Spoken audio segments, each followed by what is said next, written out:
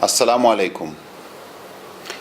A common question that often comes up when people are new to the Quran, or particularly when they are reading the Quran in English, is they ask, why does the Quran use the plural we for Allah if He is only one? Why does Allah use we for Himself if the Quran also agrees that there is only one God? If we look carefully at the Advanced Learner's English dictionary and look for the word we, in the entry under we find it gives a number of meanings.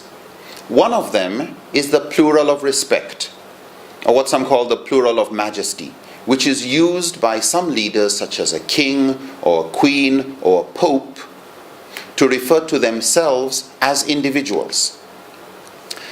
This is also the case with quite a number of other languages such as Arabic and Hebrew and a lot of other languages where the plural of respect is commonly used when addressing a majesty, or when a majesty is addressing himself or herself, as the case may be.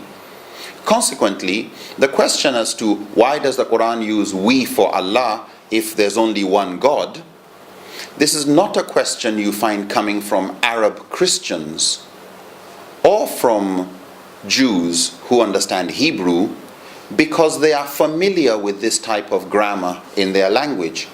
In fact, people who know English very well do not ask these questions. It's just because the plural of respect is no more in common usage that it becomes strange. And so in many traditional languages we find when addressing an esteemed individual or when you're saying thank you, the plural is what is used.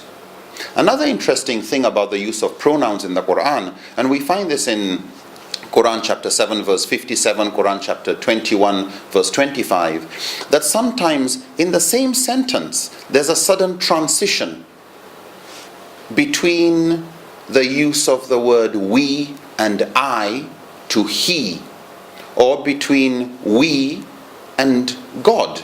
Like in the same sentence, you ask yourself, well, who's we? And there's an I, and it's all supposed to be referring to God. And as Muslim scholars and commentators have made very clear, this transition within one and the same sentence is meant to impress upon the listener or the reader of the Quran the fact that God is not a person, but an all-embracing power that cannot be defined or confined or even adequately referred to within the limited range of any human language.